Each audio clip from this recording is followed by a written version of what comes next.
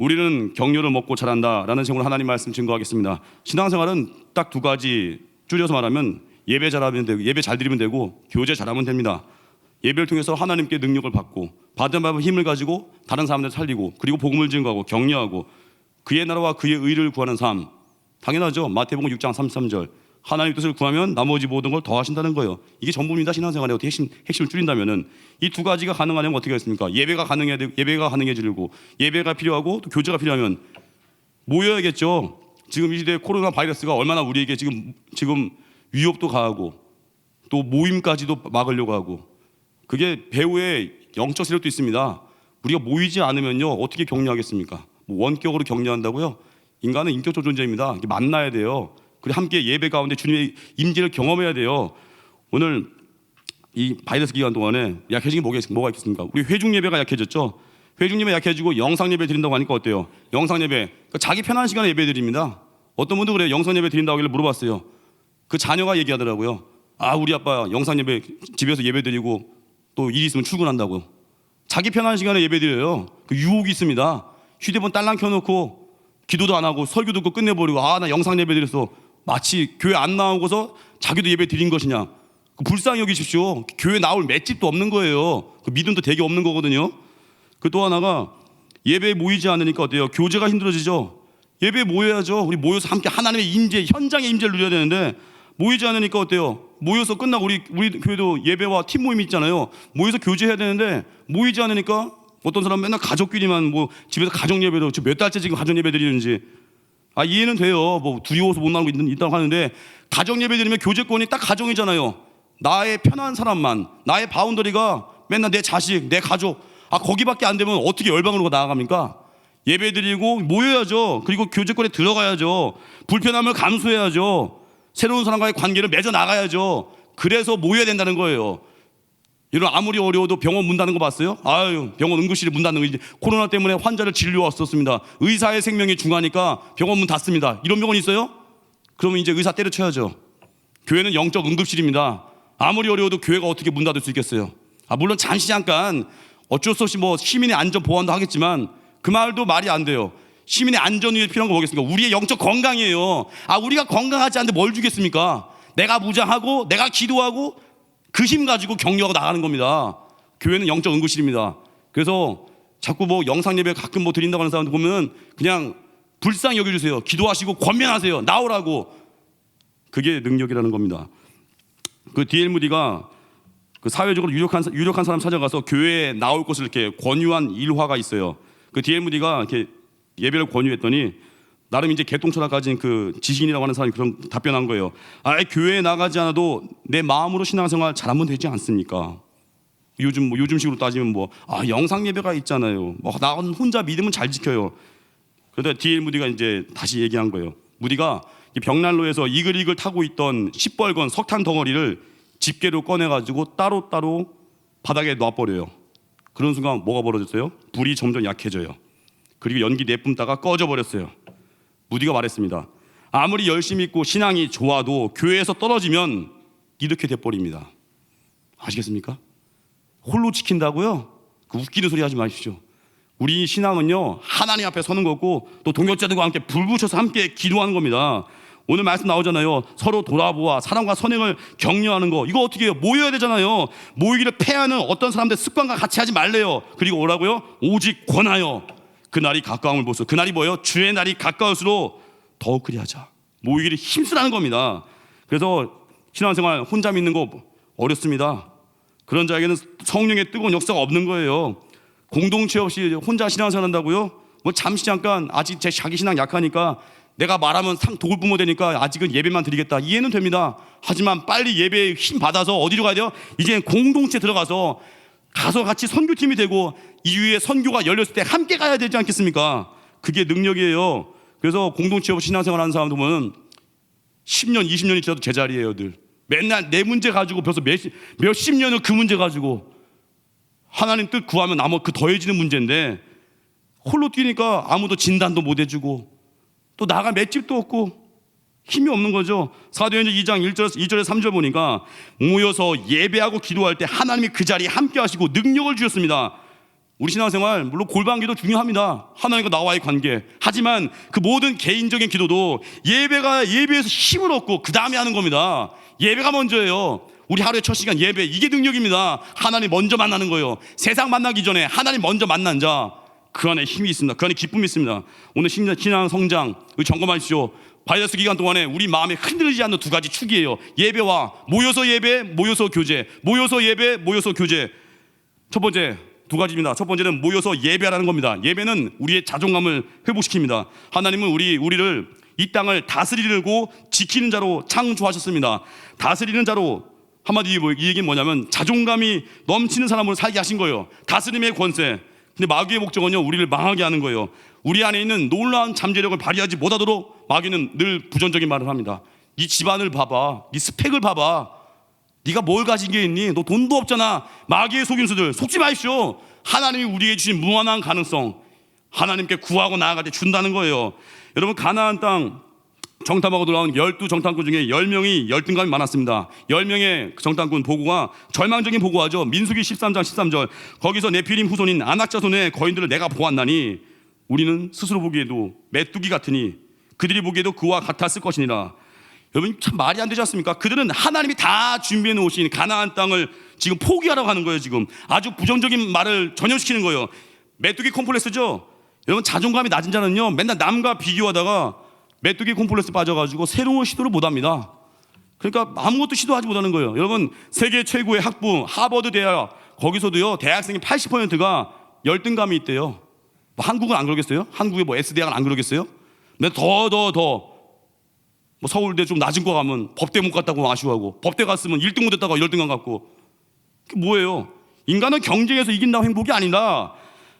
나보다 뛰어난 사람은 언제든지 다 있습니다. 어딜 가든지. 그래서 우리는 이겨서 뭐 이를 갈고 뭐 사당 오락 이게 아니라 하나님 사랑을 만나야 돼요. 오늘 찬양했죠. 스바냐서 3장 17절. 저 이 찬양 예전에 한때 제 자존감이 막 바닥을 칠 때 이 찬양 부르다가 회복된 경험이 있거든요. 스바냐 3장 17절 말씀을 근거로 찬양인데, 너희 하나님 여호와가 너희 가운데에 계시니 그는 구원을 베푸실 전능자이시나 그가 너로 말미암아 기쁨을 이기지 못하시며 너를 잠잠히 사랑하시며 너로 말미암아 즐거이 부르며 기뻐하시려 하리라. 하나님 우리를 기뻐하는 이유입니다. 왜 기뻐하죠? 자녀니까. 우린 자녀니까 하나님 기뻐하는 거예요. 오늘 설교 부제가 비교는 기쁨을 빼앗아가는 강도다. 이걸 루스벨트 대통령이 한 말이거든요. 비교의식이 우리 안에 기쁨을 빼앗아갑니다. 교회 와서도 이 사람처럼 비교할 거 없습니다. 하나님 만나고 내게 주신 은혜로 기뻐하는 거예요. 내가 자녀입니다 하고 행복해하는 거예요. 우리 한 명 위해서 예수님을 죽게 하신 분이 하나님이십니다. 죽기까지 사랑하신 분이에요. 예배가 우리 안에 있는 모든 상처, 열등감 박살내는 겁니다. 기도로 나아가십시오. 누가복음 11장 13절 보니까 구하는 자에게 성령을 준대요. 성령을 주잖아요. 성령의 기름 부으심이 임하잖아요. 그럼 능력이 생기죠. 새벽마다 담임 목사님 통해서 시편 말씀을 듣고 있습니다. 은혜의 말씀 듣고 있는데 그 다윗 이야기예요. 다윗의 고백이에요. 하나님 잔치에 초대된 다윗의 고백 중에 시편 23편 5절 보니까 이렇게 나와 있어요. 주께서 내 원수의 목전에서 내게 상을 차려준대요. 원수의 목전에서 상을 차려주시고, 그 다음이요, 기름을 내 머리에 부으셨으니 내 잔이 넘치나이다. 여기서 기름 부음의 의미가 세 가지입니다. 첫 번째가 뭐냐면은 기름 부음은요 상처를 치유한다는 거예요. 여러분, 목자들은요 양떼들이 상처 입었을 때 흔히 기름을 사용해서 치료합니다.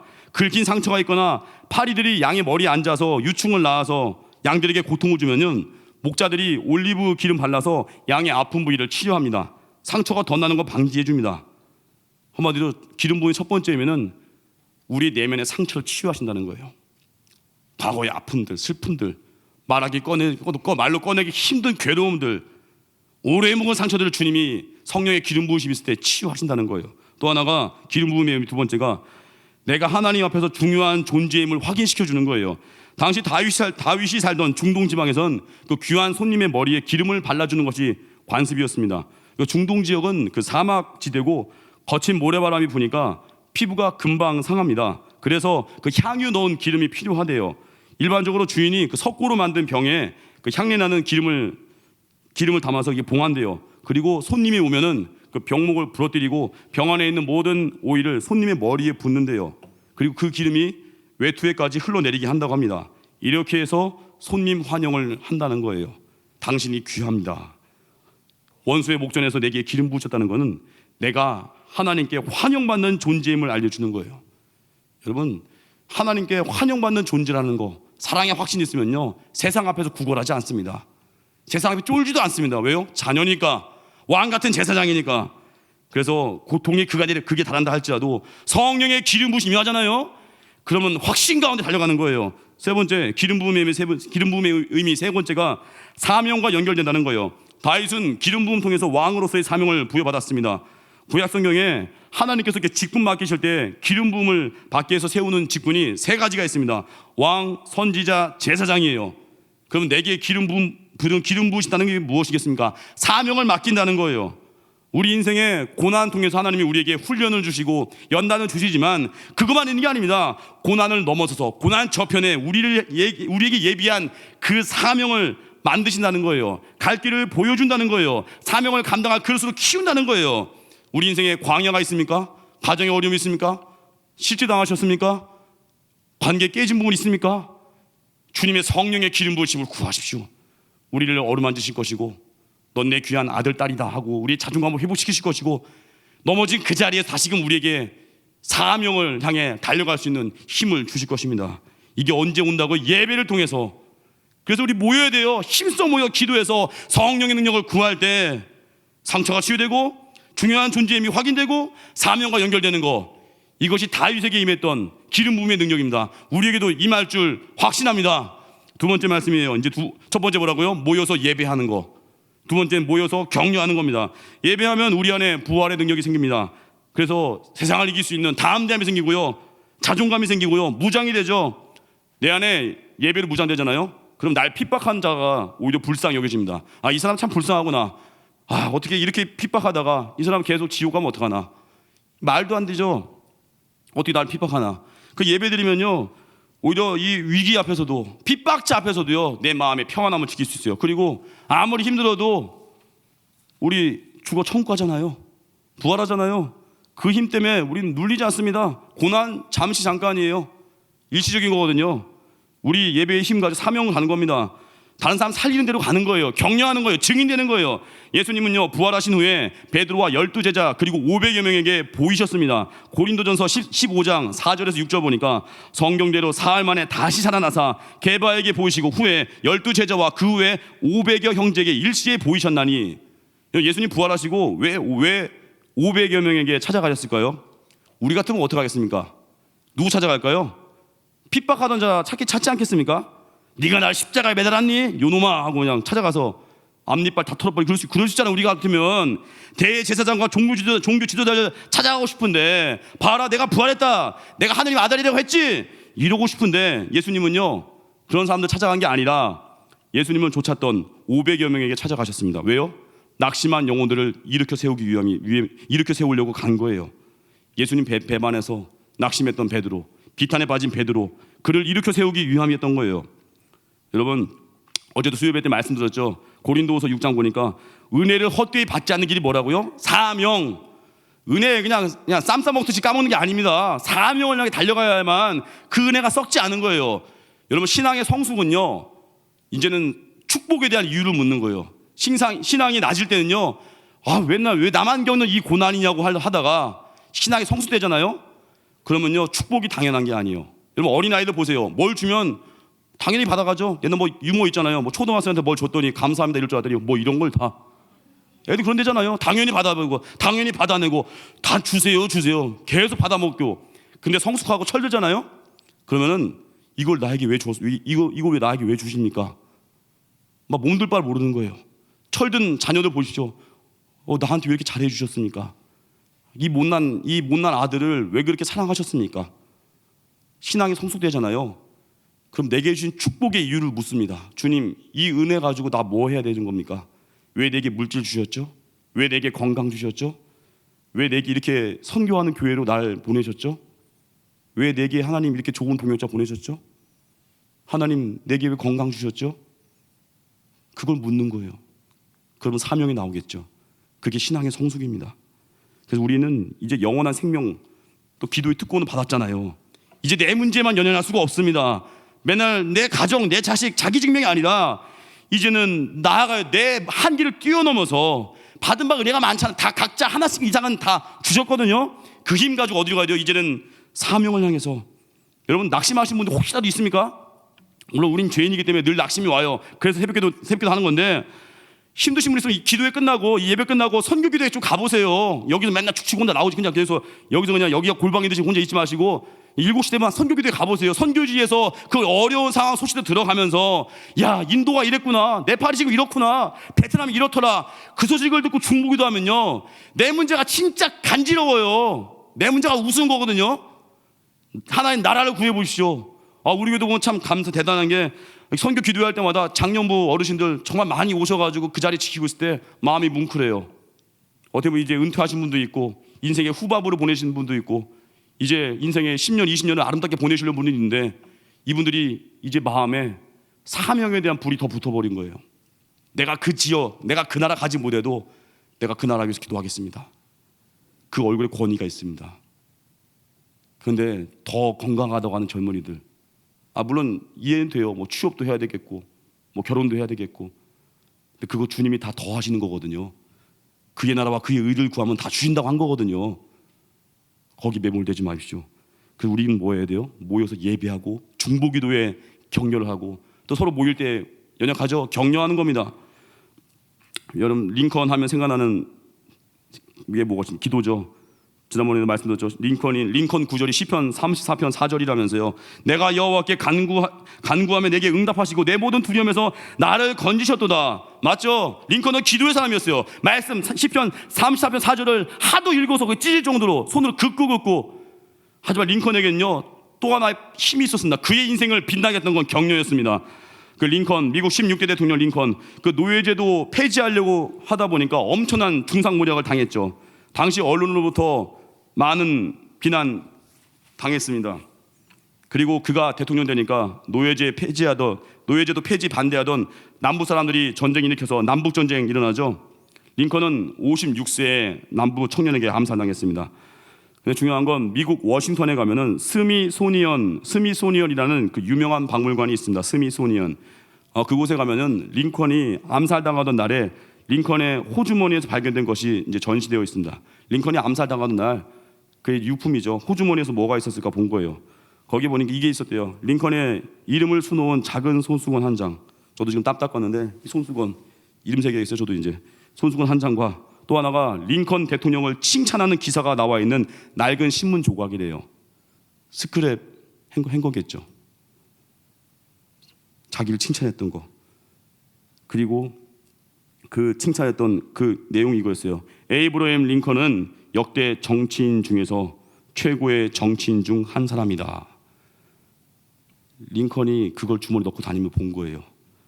말씀 읽고 기도도 했지만 자기를 격려했던 한 기사를 오려가지고 그걸 보면서 자존감이 약해질 때마다, 링컨도요 핍박당할 때 우울감 많이 시달렸대래요.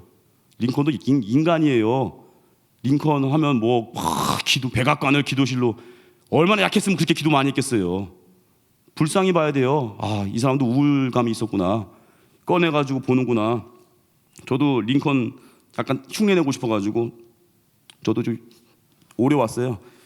저도 죄송합니다. 어제 만드는 건데 혼자 A4 혼자 제가 직접 써가지고 참 비참한데 저는 신문에 날 일이 없잖아요. 그러니까 제가 그냥 A4 용지에다 써가지고 제가 쭉 저는 이게 노트북에 어제 만들었어요. 노트북에 어제 만든 위로 파일 하나 만들었어요. 저에게 격려 문자 보내신 분들 문자 다 제가 이제 옮기고 있거든요.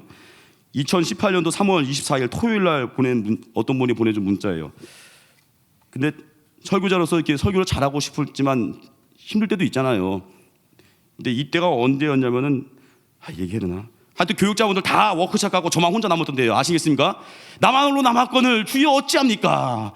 화요일 그때 제가 설교를 3번을 했어요. 화요일 새벽, 수요일 새벽, 수요 예배까지 저만 남기고 다 간 거예요. 그 다음부터는 이제 외부 강사 초대했지만 첫 해만 저만, 이거 얼마나 제가 진짜 온 붙었습니까? 제가 아무튼 그랬는데 좋은 건데 어쨌든 그때 힘들었어요. 혼자 남았으니까 새벽에 못 일하면 뭐 찬송 강사가 설교가 없었잖아요. 이게 어떻게 해야 돼? 이게 말이 안 되죠. 그러니까 혼자 남아서 죽어라 설교하고, 그때 주님 기도 제목이었어요. 주님 빨리 좀 복귀하게 해주십시오. 일본에서 교육자분들 빨리 오게 해주십시오. 나 혼자 남아서 어찌합니까? 설교했는데 그때 진짜 하나님의 은혜를 주셨어요. 역시 하나님 불쌍해지니까 은혜 주셨는데 그때 보내준 문자입니다. 그때 제가 강도사였어요. 2018년도 3월이니까.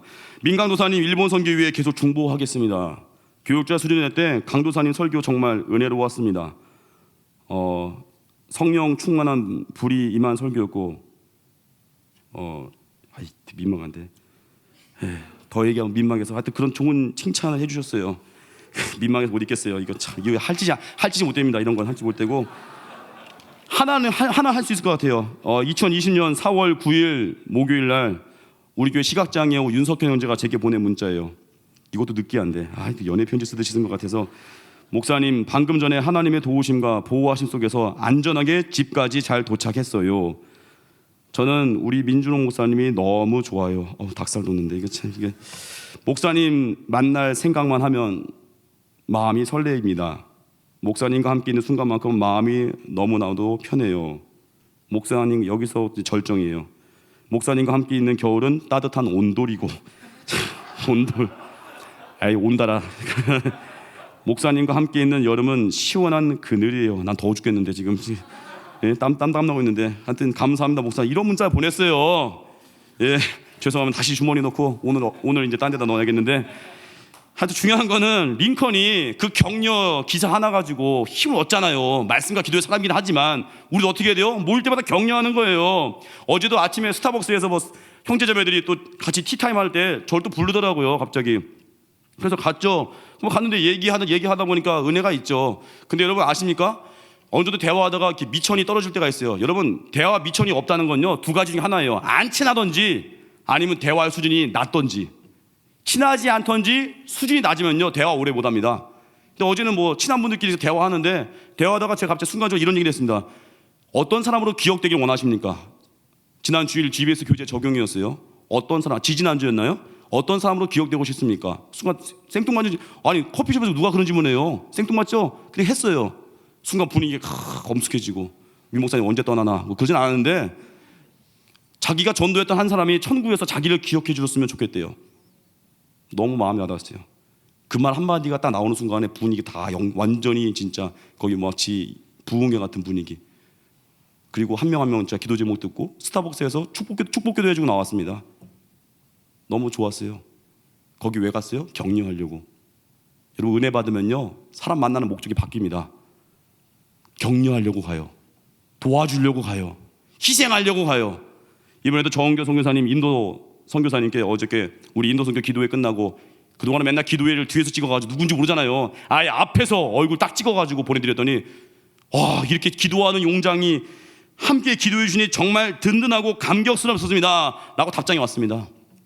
너무 좋아하더라고요. 이게 격려입니다. 최고의 격려는 기도고요.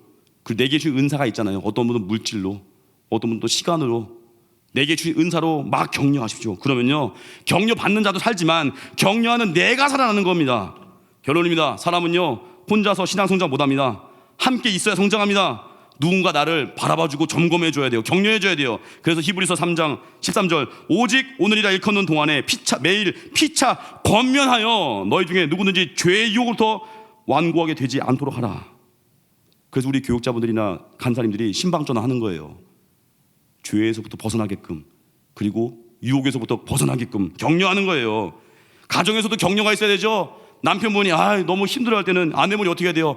힘들죠. 너무 무리했으니까 오늘 좀 쉬어요 이래야 되는데 남편이 힘들다고 하니까 네가 힘들어, 난 더 힘들어, 네 얼굴을 봐, 이러면 격려가 되겠냐고요. 우리 집 얘기 아닙니다. 하여튼 잘해야 돼요. 격려해야 돼요. 힘들다고 하는데 뭘 그걸 더 뛰라고 해요. 그 직장 캠퍼스에서도 격려하는 거예요. 만날 때마다 격려하고 만날 때마다 축복하고 하나님 안에서 내가 먼저 은혜 받아야만 돼요.